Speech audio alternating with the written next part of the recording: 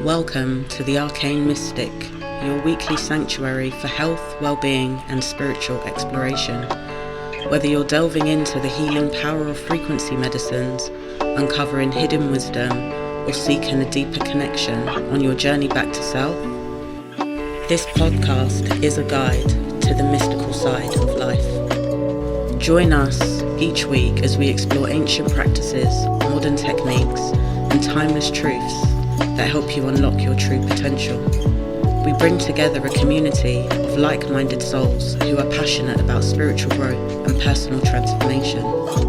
This podcast is about the soul's journey and the wisdom that lies within.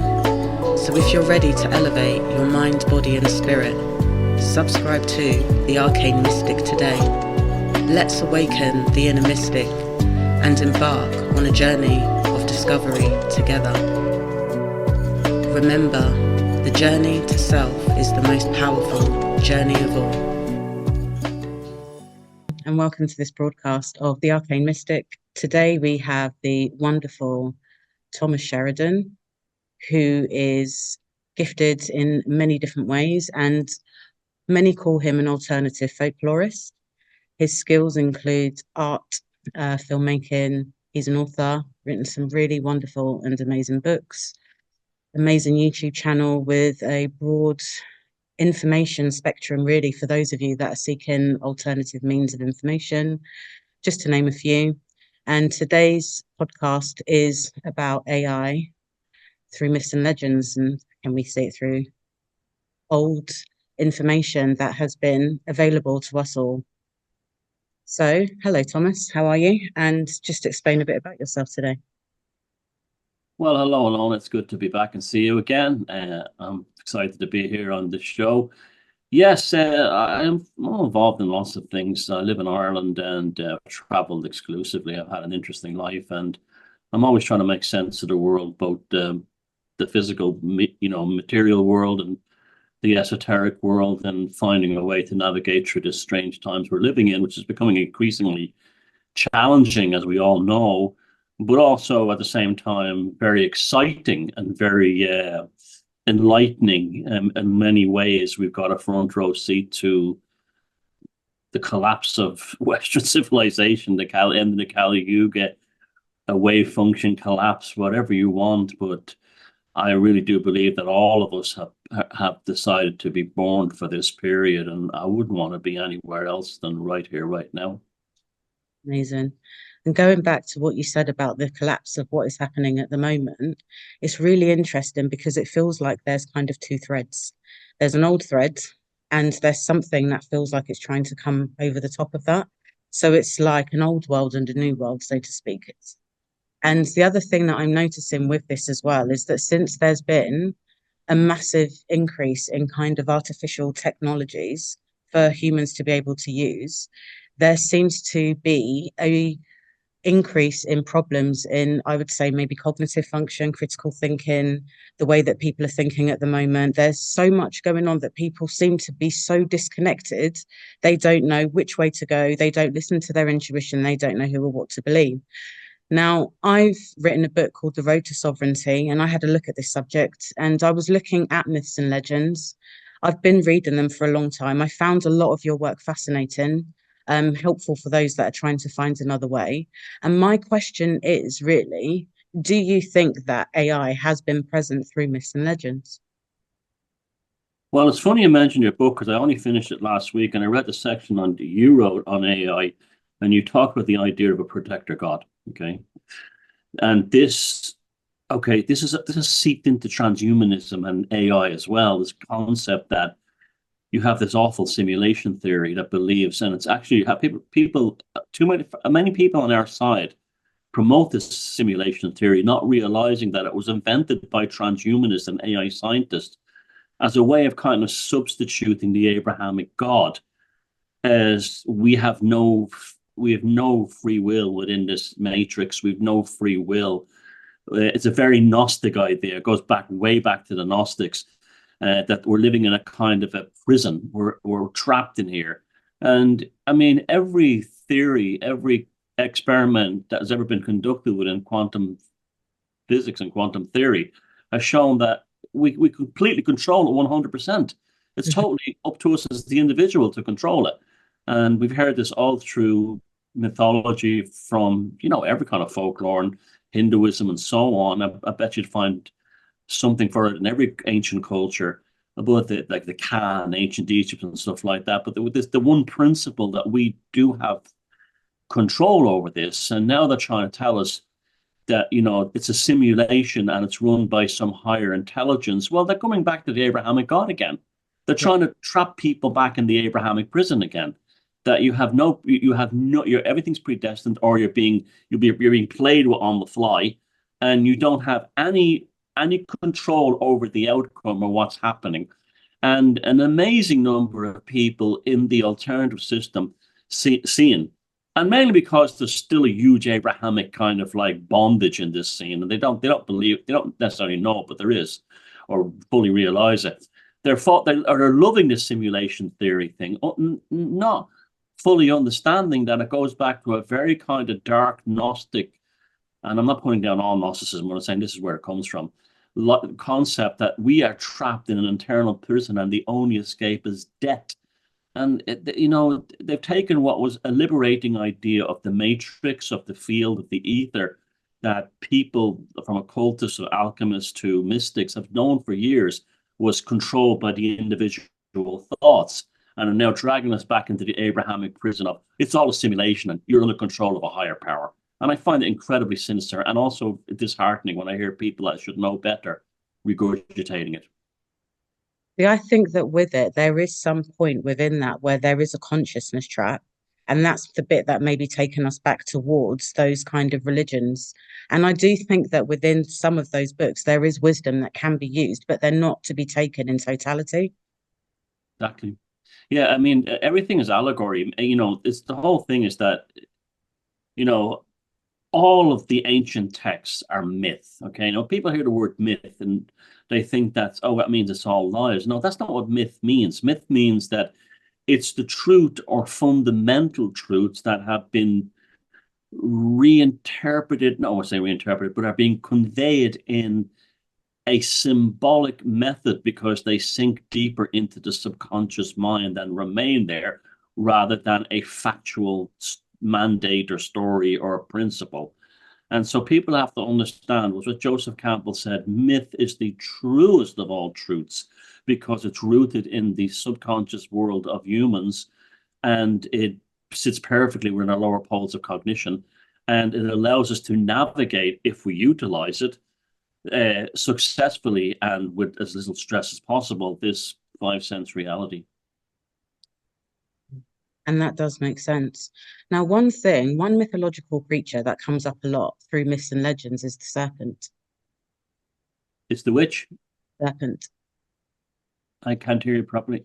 The snake, the serpent. Serpent, I'm sorry. My hearing, I have really bad tinnitus today. Yeah, the serpent. It's a funny one, that, because it's so powerfully universal that even in cultures and parts of the world where there are no serpents or snakes, it's still prevalent, like Ireland and Iceland and northern Scandinavia.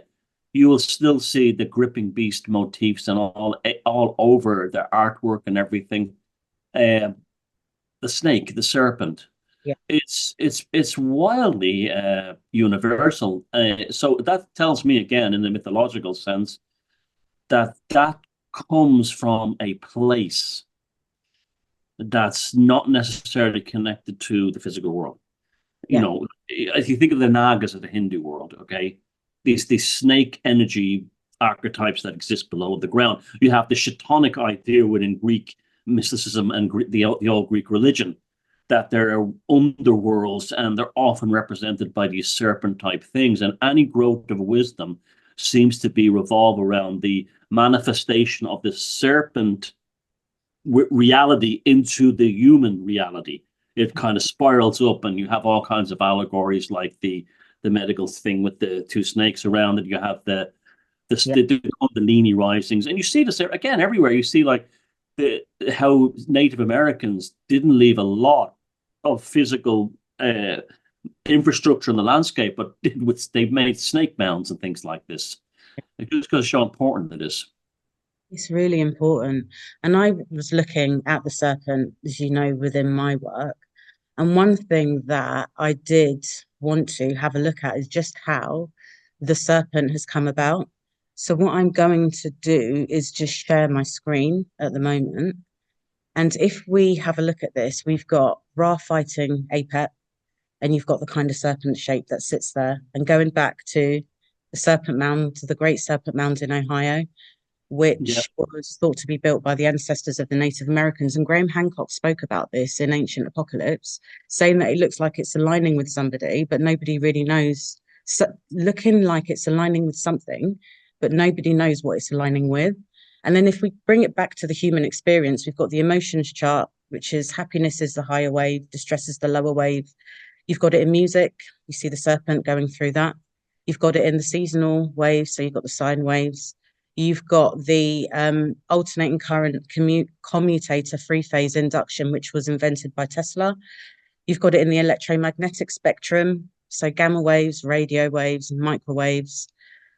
But the interesting thing that I found is when I looked at it was in medical pathology, which is where we see the spirochete.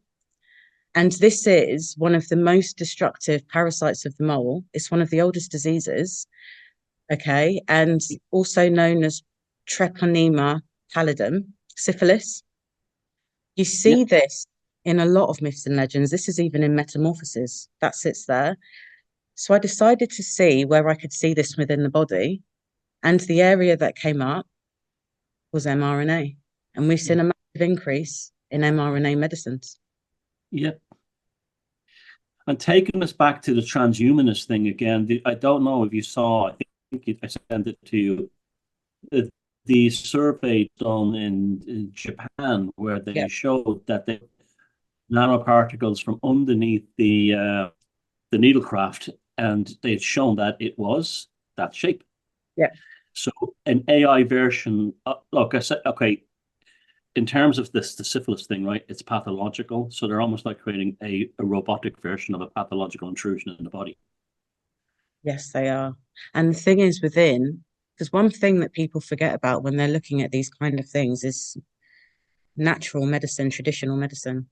So a lot of people are searching for stuff, but until you understand the lost language of medicine, and the other one that's important is astrology, it doesn't really make any sense. But in homeopathy, we call syphilis or the spirochete the great mimicker. So it can be in the system.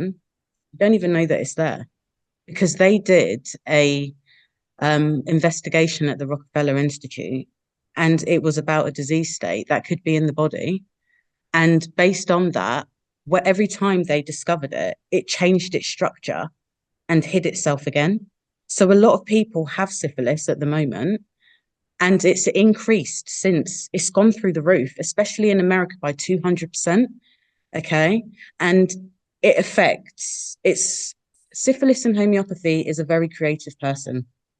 They are what we think of as the genius, okay? But it's also destructive, okay? It also is secretive.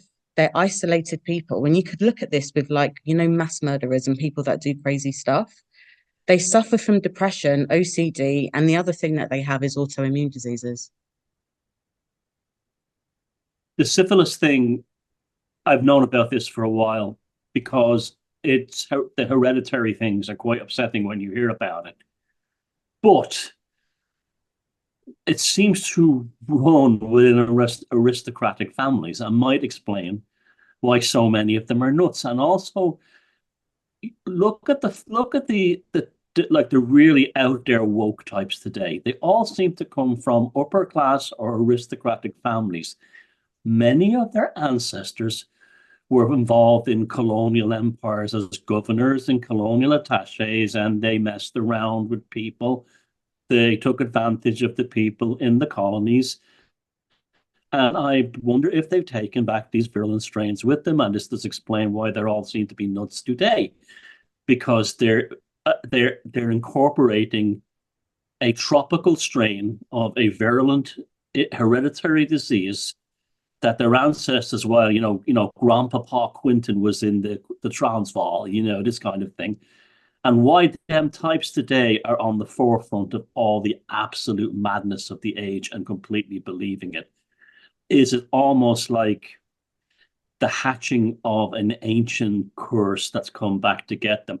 Now, there's lots of allegories about this, and we can take this all kinds of cool and interesting and even frightening places. But this is why you and I are out here doing this stuff, because we're not afraid to take that step over the threshold.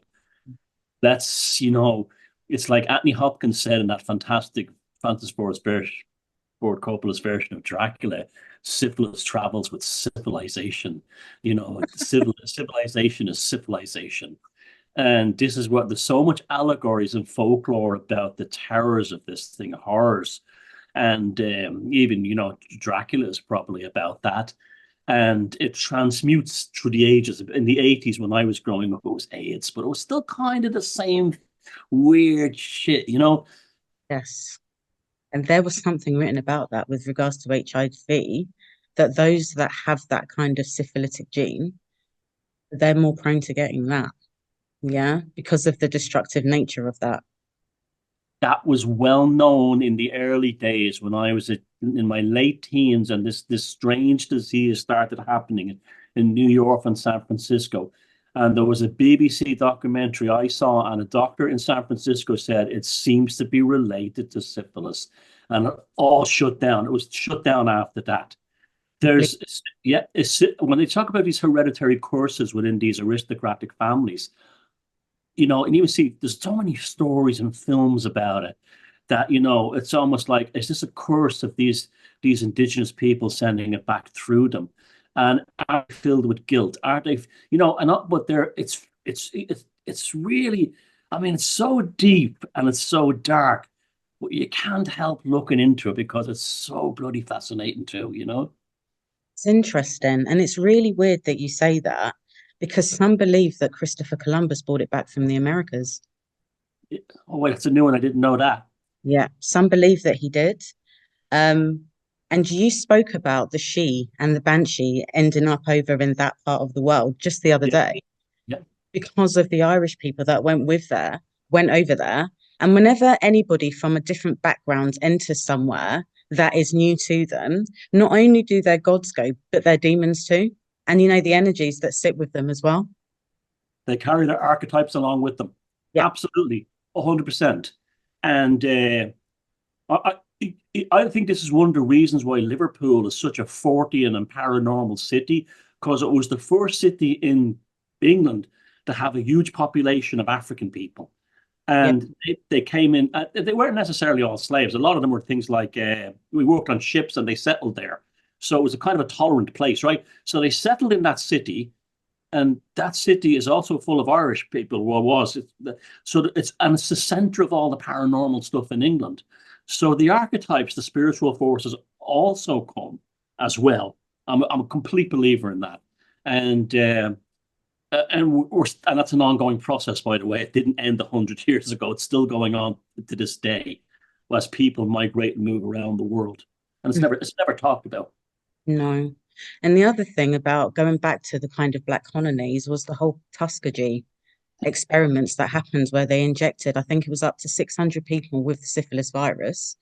Um, and Oh, I remember nearly all that. of them died.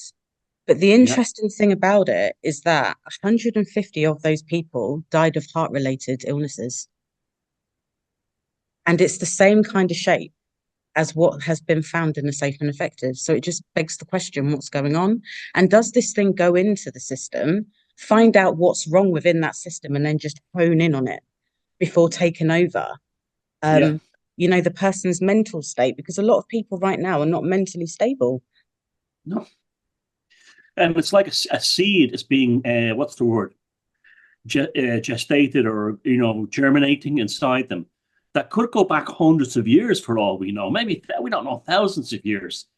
But it just seems to me very peculiar that you had like vast empires, like look at the Roman Empire, right? Okay. The Roman Empire was enormous. It was vast. It spread all over the place. These people were sexually open. They weren't restrained or anything, and yet they didn't seem to have any problem with these kinds of diseases. No. it wasn't until the modern empires, the Abrahamic empires. I'm sorry, I hate to bring it Big down to problem. Yeah, but let's just back home. that's the Romans were pagans, the Greeks were pagans, the Persians were pagans, the Mongols were pagans, the Mongols. I mean, and yet they never had problems with these, and they spread all over the world, Yeah. well, all over vast areas of their world. And yet, suddenly, when even the Vikings never had a problem with it, but it becomes a huge problem when we have the organized Abrahamic empires. I find that particularly intriguing. The other thing that I found intriguing was when the alternating current was created, there was a lot of changes on the planet after that point, which is also the kind of same shape as this spirochete. Okay. And I was taught when I was at uni that anything that was made in syphilitic periods have always ended up being quite destructive. And if we look at modern medicine, a lot of that was made in between the period, well, just before the period of the First World War and the Second World War. So I could put a list together of the different things that were created at that point. And one of the things that was quite interesting here was the television system that was in 1926. Mhm. And that for me is where that's AI's platform, really, because that's how it transmits its messages through the media.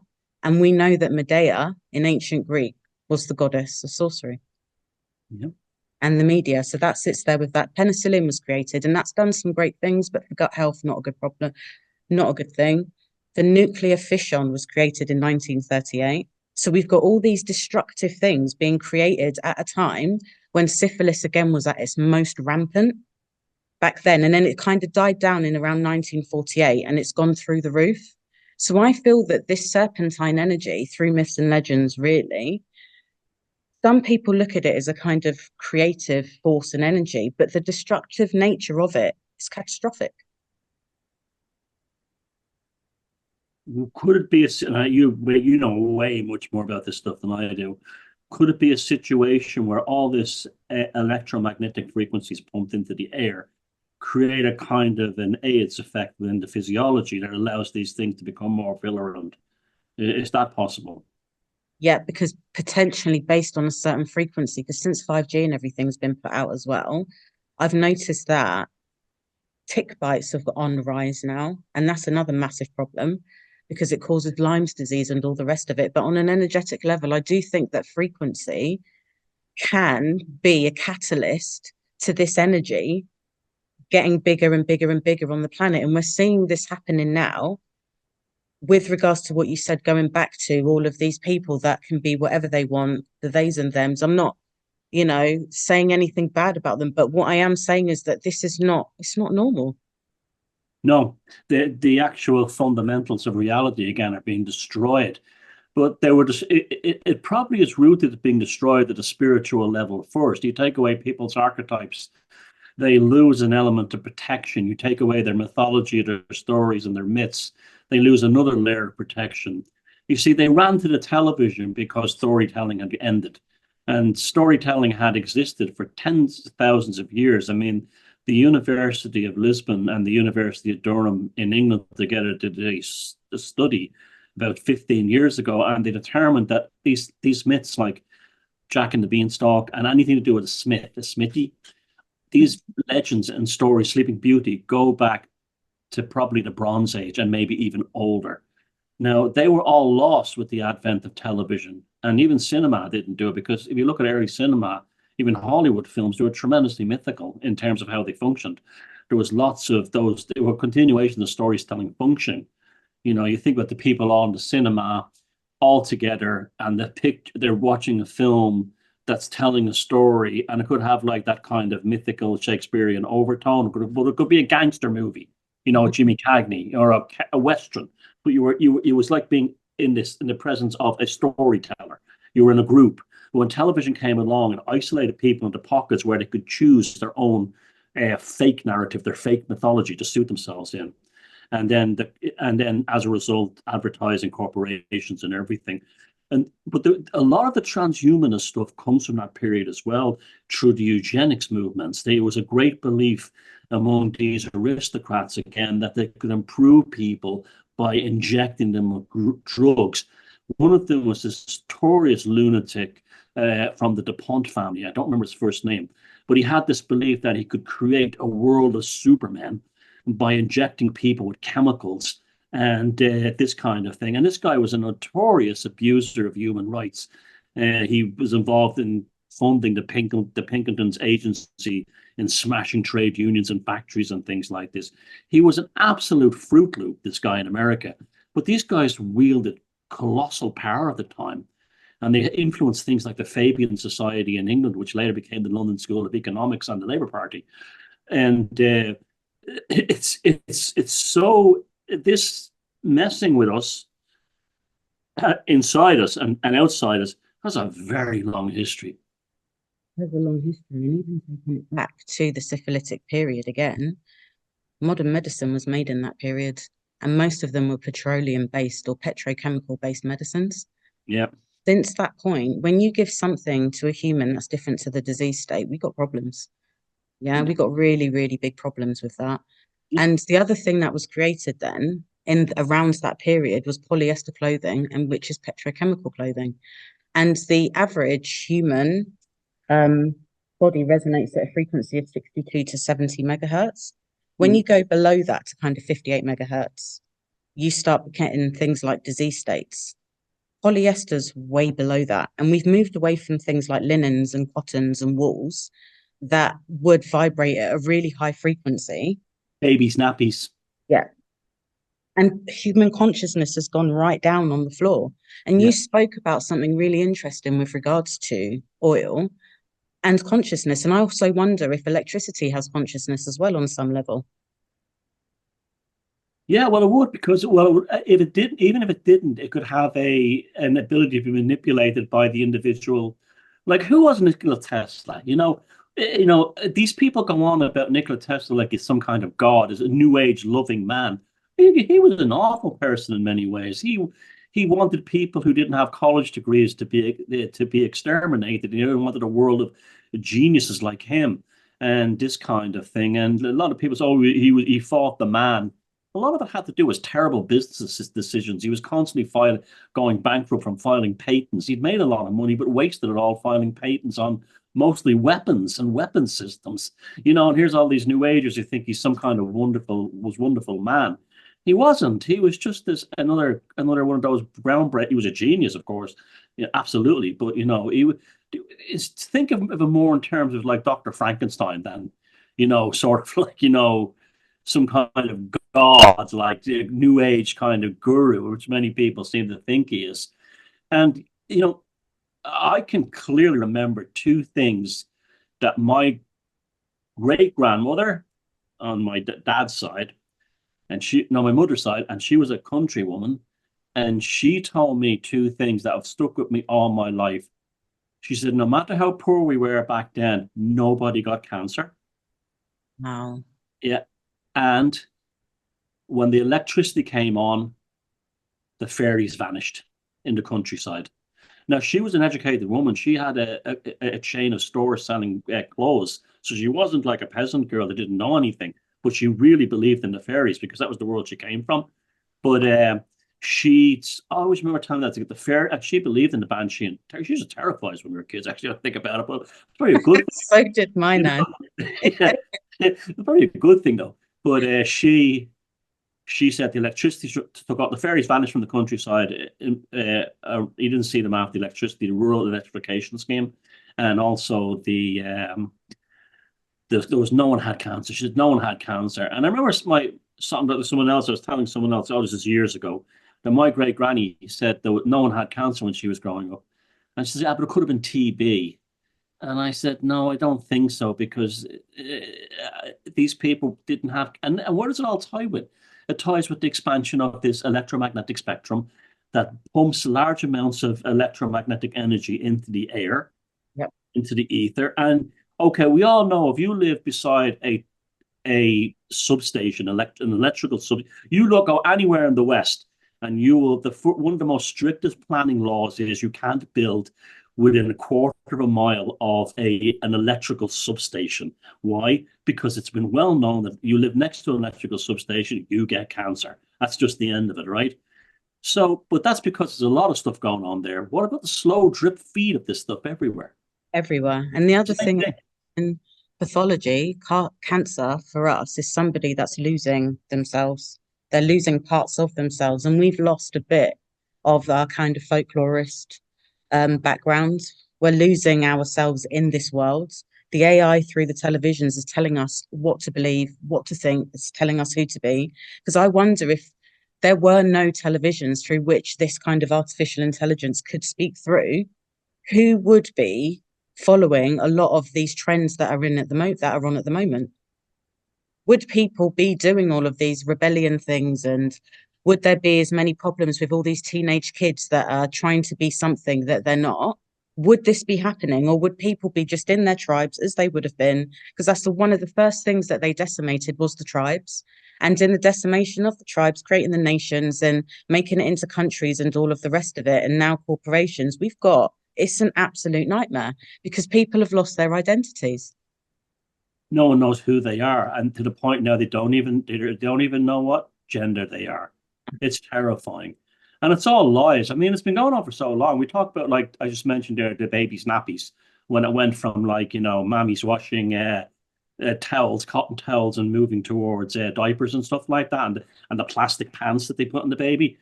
Right? Okay, that's one thing, but that was that was all the dormant marketing, and that was like my mother's generation. They were told that breastfeeding was old fashioned and was something people in the third world did, and that's why you had to buy baby formula like Nestle and stuff like that. They actually got away with that. They actually had people believing that breastfeeding was unnatural Through the because television. through advertising, yeah. Yeah. The baby formula was natural. And it was the same thing during the needlecraft. Your immune system, what? That doesn't exist. An immune system is something that comes out of a syringe administered by a doctor or a nurse. The same bullshit. I believed it. And now a Yeah. lot of people are feeling bad about not trusting their intuition. And in the time that we're in now, it is spiritual warfare as far as I'm concerned. And one of the gifts Yeah. that you've got that can help you through this time is trusting your intuition. Yeah. Like a thing happened to me recently. I had this rash here on this side of my head here. It just wasn't going away. Right? It just wasn't going away. It's gone now, but it turns out it was just sunburn. But when I went online to, like, see what this was, right? Tell They me. had me convinced I had melanomas, and I had to go for a biopsy, and I had like 6 months to live. Yeah. And it wasn't just I didn't fall for it. I was like, what? It was more a case of like, what the hell is there's suddenly they go to extreme on this, but all the forums were filled with people who were hypochondriacs saying, oh, it's the, and that's all it was. It was just a sunburn, a scab from a sunburn that took. I'm not as young as I used to be, and I have no melanin being Irish, so it just took longer to go. That's all. That's all it was. But it is true. And these people take it to another level. And I'm noticing a lot that have had the safe and effectives, completely different personalities to what they had before. Oh yes, that to me was the one that made me at fair. Like I was when I was starting and going down, I'd be sitting in the car making vlogs, trying to talk my way through the whole thing, the Rona Chronicles thing. But the first thing I remember the video going, the people I know that just took it, and this would be like 2 weeks afterwards, they're gone. Yeah. There was one guy I used to work with. I hope he's not listening. He's a nice pal and everything. I hope he won't be watching this. He was Mister what I call a character. He used to, I'd come into work and he would slag me off in Irish and call me all kinds of net. But it was love. It was sweet. It was sweet natured banter. The kind of a thing. And every word out of his mouth was a swear word. And he was, don't worry about that. That's, one of those kind of characters, that kind of thing. Everything's fine. Don't worry about it. You'll be fine. And as soon as he had the needlecraft, good morning. Well, yeah, I've seen that so much. Like you get the Timu version of them or the Wish. Oh God, that's a great way of putting it. when when your colleagues and when you're your own workmate from Timu, yeah, that's bang on. Real invasion of the body snatcher stuff. It But is instantaneous nature of it is what frightened me the most. It was like a switch was switched up, boom, gone, over. like that, literally just like that. And you can't relate to them. It's like we're living in two different worlds at the moment. And that part of it, I do absolutely find wild. Yeah. And the other part of it that's really interesting is when this thing does go into the system, it changes your thoughts and it rewires your circadian rhythm. It thinks for you. So you think that it's you, but it's not. How okay, and then this brings us in with the whole NPC thing, the people that don't seem to be prior even to needlecraft, and they seem to be so central to selling the propaganda. Yeah. It was almost like a subconscious part of them. Oh, you have to wonder, do they think the needlecraft is finally going to give them a personality or something like that? Because they seem to be the ones who embrace it the most. Yeah. And it is really, really true. And when you try and challenge them, it's not even challenge them, it's having a civil discourse. They can't do it. It turns into this really nasty, and it can get really nasty argument between two people that are just having a conversation about different things that they think about life. Or you get a computer where you're trying to imagine trying to load a Windows program onto an Apple. You get this kind of response. If this is a riff, this is very Irish anyway, but this is what they'd be like. Huh? Hmm? Huh? Huh? Huh? Oh well. And he'd be talking about a life and death thing, you know. Whatever. It's just not happening.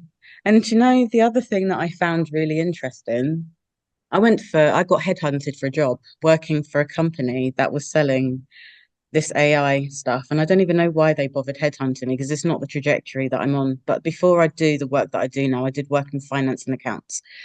And they said to me that the intelligence of AI back then, this is 165, it's doubling every single year. So this year it will probably be 330, potentially maybe January, February time. I don't know. I can't give you dates. But then the year after that is 660. Okay. Where does human consciousness fit in with this? But I still believe, even saying that, that we have something within us that is so wonderful because if it wasn't, why go to all this trouble? 100%. 100%. And also, there's a synchronization speed thing going on here. One of my heroes, Joseph Campbell, the American mythologist, said that the problem with modern man, and he died in the 80s, now remember, he said the problem with modern man was he hasn't been able to develop his mythology to catch up with technology, right? So it outpaced it, right? And that's what happened, right? That's what created the schism, but it also created us and people like us being interested in the mythology because we're trying to catch up with what we missed out on. How do you rationalize that with the AI thing? You see, it's almost like we're going to have to sort of like up our game, I think, a lot going forward.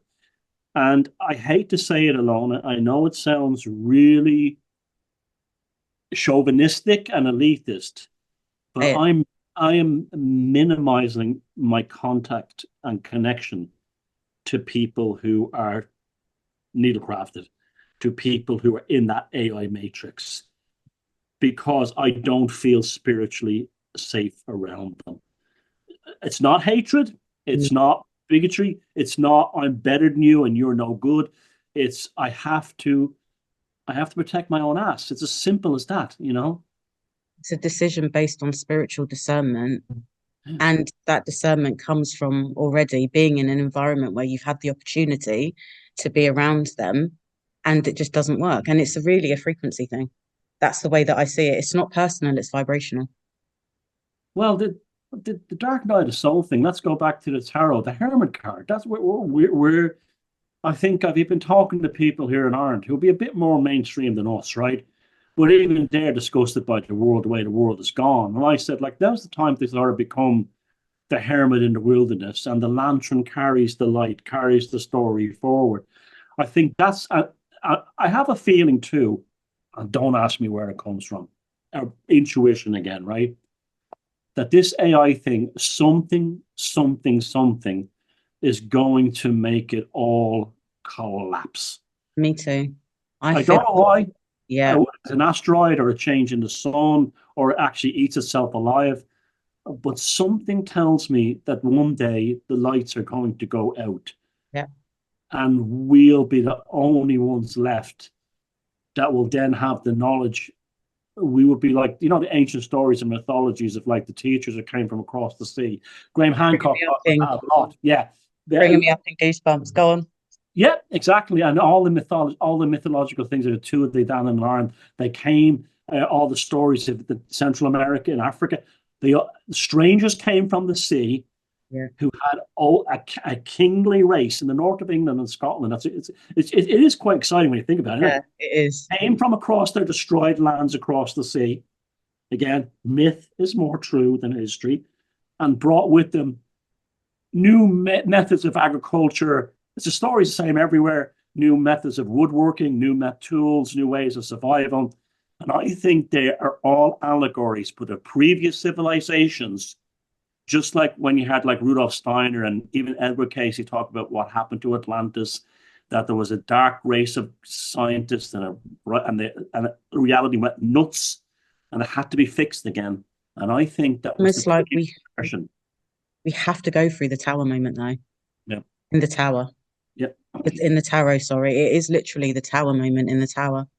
Yeah. I'll do that again. It is the tower moment in the tarot where everything almost has to crash before it can start again, because it's like Alexandria as well. It's going back to that where they had that kind of open space utopia, and then one day it just all fell down. But it didn't, although all the books and everything in Hypatia have been horribly murdered and everything, they all went to Persia and they went to, they took all this, what was left of them went to Persia and Hmm. they sequestered it there for when it came back, which was the Renaissance, came back in the Renaissance times when they started digging up these statues around Italy and going, where did this come from, and realized that was a past civilization. If there's one maxim, one constant story that appears in the history of this planet, is of a civilization's being destroyed some way, somehow, and then the survivors being the ones who carried the knowledge through to rebuild it.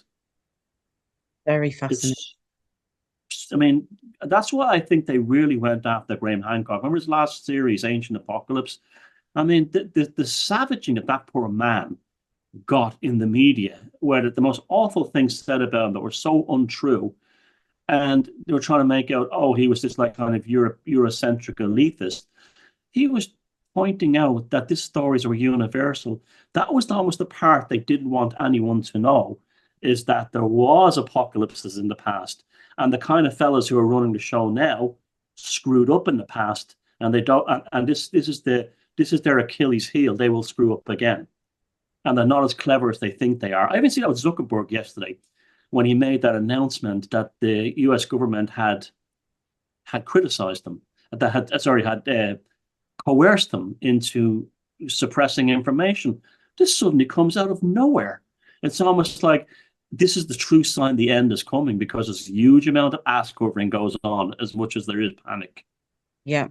And going back to Graham Hancock, I reckon, well, I personally think, because I love the show, I think the reason why it was so amazing is because he incorporated myths and legends. Yeah. Because it spoke to a part of the human psyche that really, once it's awakened, it's got questions. Yeah. Oh It's yeah, got questions. yeah, Yeah. yeah, and people who wouldn't normally be interested in this stuff, bang, you got them. I Yeah. saw Joseph Campbell and those lectures he did with Bill Myers back in the 80s. People who knew nothing about mythology or Grecian stories or African myths or anything would be sitting down one night, and then some guy comes on and starts talking about it. And she might be an ordinary woman, an ordinary fella, a guy working on a building site, and he suddenly goes, "Gosh, that's terribly interesting." And Graham Hancock did that. You're right, with Ancient Apocalypse, and they don't like the old codes being switched on. They Mm. don't like that one bit. Because what happens with it is that if you do have a real interest in myths and legends, you start well, for me, it was the case of, okay, I've looked at African myths and legends. I wonder what happened in Ireland, or I wonder what happened in England. You visit ancient sites and you start to notice patterns and trends. Okay. And it's like a veil is lifted. Something happens. There's a frequency field there that is not of this world. And remember that these books were not written in an AI generated thing, whatever this is that you want to call now. So you go back to a point in time where people were still, I would say, lucid. Yeah. This was how it was before the Abrahamics. I know I get an awful people give me a lot of grief for going on about this, but it's so important. How the Romans were able to communicate with the Picts in Scotland and the Semites in the desert and the Persians was because they could speak in archetypal pagan god forms. They would land in a place and they say, "We have this is our raven goddess. Oh, we have something similar like that in Rome." And this is how you had situations like, say, Athena became Minerva, Yes. and Minerva became incorporated into pagan Celtic societies. That's why there's a statue of her in Chester in the north of England. That wasn't just Roman, Latin pagans who were venerating her, but local Celtic pagans too. And why? Because it's the same language at the very core.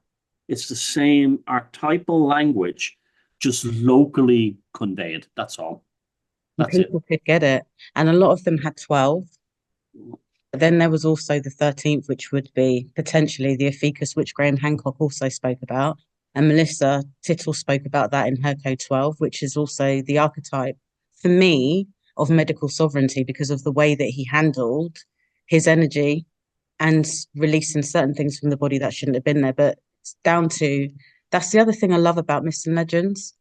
I may interpret something differently to you based on my ancestral message, and we can share that wisdom together and get different things from the same archetype that is relevant to both of us. And new gods and new goddesses develop as hybrids. Hinduism, there's even today in Hinduism, there's a goddess of computer software. You know, it never. This is the beauty of paganism. It never stays in the past. It evolves, and you could say that like things like our superheroes and things like that today are an evolution of that. I think in many ways they are. I mean, Joseph Campbell certainly believed they were, and he said that the best Hollywood films are ones that continue on that story in a new form. Hero's journey. Yeah. And it applies to everyone and everything. And your life becomes a lot easier when you realize, oh God, that awful relationship I had, that was the dragon I had to slay. Or that stupid mistake I made when I got into that really bad scene and was taking drugs and stuff. Well, that was my dark night. That was my descent into the labyrinth. Yeah. And the Minotaur was that day that I faced the guy and said, I can't deal with this anymore. And you walked out the labyrinth. And you suddenly, rather than just being an ordinary schlub, Joe Nothing, you suddenly realize that even the most mundane life has been a mythological, an odyssey. Yeah. And that's everybody's life. Yeah. If they choose to look that way. Yeah. And really, pain for me is a gateway. Yeah. Oh, absolutely, yeah. It's a gateway to something bigger. And going back to the old healers again, you said Persia, Avicenna. He was all about connecting the kind of human back to the stars. Paracelsus, the Great Harmony, he was another one that did that. Okay. And these all go back. You can look at these as well in conjunction with myths and legends too. But there is a lot. For those of you that are lost at the moment and don't know which way to go, have a look at your ancestral myths and legends. See what that awakens within you genetics wise and see where it moves you forwards. And no one can tell you which way to go because that's your journey. And it's so powerful that even within our Abrahamic experience, these characters still manage to come out. Two that I can think of in history would be Joan of Arc, a fascinating individual. And that's still a story that still needs a lot of research and investigation. Yeah, she was a Christian saint. Yeah, she was a Catholic. Yeah, she was a woman. But the stories of her and the fairies and stuff where she grew up and stuff like that, that's one. Another one is Rasputin. This guy comes from the ass end of Russia, right? Was incredibly charismatic and heals the Tsar's son of a disease that could not be healed, and then helped himself to every woman, every courtesan in the royal court at a time where literally the Russian Tsarist royal family considered the peasants to be like animals, like not even human. And he had the control of them. And I read a book about him years ago, and he was absolutely loved by the people in St. Petersburg. That when he got a load of money off the royals, he went into the poor neighborhoods and he bought chocolates and sweets for all the kids who never had chocolates and sweets. And this is what they really killed him, because he was actually he was a way better guy than what he was made out to be. And he's been vilified because of royalty, these same syphilitic royals again, you know. And I mean, I think it was, I don't know who it was some Russian writer said, the only peasant that ever made their way into the royal circles was him, and they had to kill him. And so it just goes to show you they're also a different race. Again, there's something not right. They're in a different spiritual entity group. I don't know what it is, but there's two characters within the Christian sphere that still have this epic mythic thing about them: Saint John and Rasputin. That is really interesting. I'm going to look a bit more into Rasputin. And the other thing that I would like to go back to is the Abrahamic religion side of it, which seems to be leading us all down one pathway. Yeah. And for Yeah. me, it's the wrong way. Anybody can think whatever it is that they want. But one thing that I've learned in this lifetime is that we're all different. I will never be you, and you will never be me. Okay. We're not one. I'm sorry. I'm just going to put it out there. Yeah. There's no oneness in this for me at all. And I can't follow guideline or a guide map given to me because I have my own calling. Also, what I gained from being you and you being me? What would I gain from us? What do you gain from us all being one? You're dissolved into nothing. That's what you are. And it's like within Hinduism. I mean, one time I used to take magic mushrooms a lot back in the day, a long time ago, 20 years ago, a lot. And but I was never abusive, and I never did anything that wasn't my own spirit path teachers, as they call them, right? And I never had a bad experience, but I never had a wow, baby. That never happened either. It was an interesting relaxation, and I did see things like gray aliens, but it was all very interesting to me until one vision I had of I looked at this Hindu god appeared. No, this Hindu god appeared in front of me, and then it turned. Its body was made of millions of eyeballs, and that became millions of a mountain and a country and a world full of eyeballs and a universe full of eyeballs. And that I immediately was given the download that we individuals are all part, just like they said in the Vedas, that we're all the eyes of this superpower God force, all building the universe from our own little bit of it. And that totally is against the we are one thing, because we're given, and again, bringing us back to simulation theory, we're all given it's almost like the universe is a box of Lego that hasn't been built, and we all have to build it.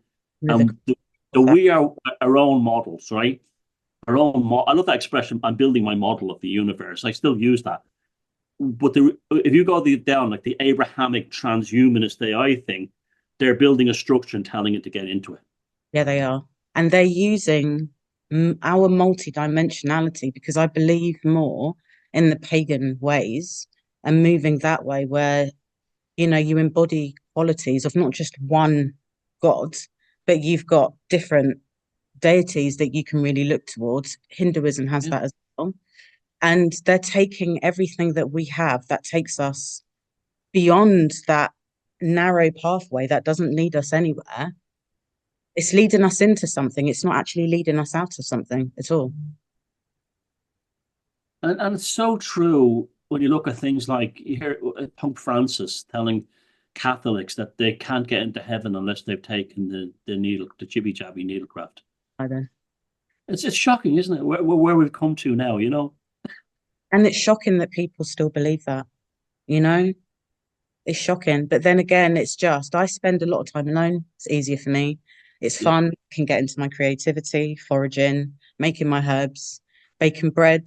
Went a bit wrong, so I'll try again. And that yeah. for me is more fulfilling than trying to make small talk in situations that do not fulfill me, that do not make me, that do not stimulate something within me that makes me want to grow or learn more. Rasputin, that's the one. I'm going to have a look at that. You see what I mean? And this is just coming from a simple conversation with somebody of like mind. Exactly. And I never thought about the AC thing. And I have a background in electronic engineering, believe it or not. And I never thought about that until your book you gave me your book to read. And suddenly, God, yeah, it's been amazing. Yeah, it's we're talking to each other because of it Yeah, right now. But everything in the universe comes with a price, and all accounts are settled at the end of the day. So, they what accounts are we settling in order to enjoy this? are. Hmm? It is true. And I Yeah. think I'm going to leave it at that note. I think this has been really, really wonderful. It has certainly been really enlightening for me to have this conversation with you today. And thank you so much, Thomas, for your input with this one. Thank you. Yeah, well, we always have good chats because we have a lot of similarities, but we're not one. We have a lot of No, we are not similarities, one. The other and thing as that's well, what makes it work. yeah, it's being different. And thank you as well for writing my wonderful forward for my book. Thank you. Oh, that was I was honored to be asked, and especially as such a your book is very. I don't mean to sound twee by saying this, but it's very engaging. Like it's like a magazine. Oh, okay, I'll stop now. What was that? I go back and look at it again. Yeah, you definitely you write the way I like to write myself and read books. It's like, oh, what was that again? You make me go back and so congratulations on nailing it so well in your first book. It is your first book, isn't it? Yeah, it was hard work. And going into that Oh, level it is. of activity, that was painful. It brought Mm. out a side of me that I never knew existed. And do you know what it brought out? The artist. And we've all got it within us. And you've done it with your books as well. Yeah, Yeah. Sorcery, fabulous book.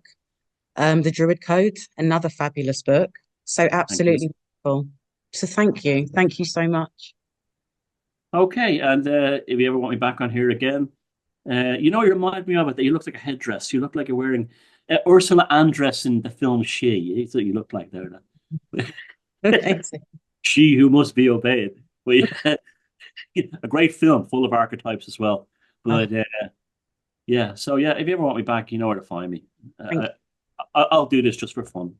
thank you so much. Yeah. And from the Arcane Mystic today, Thomas Sheridan, thank you to Return MK Studios for having me here and allowing me to record.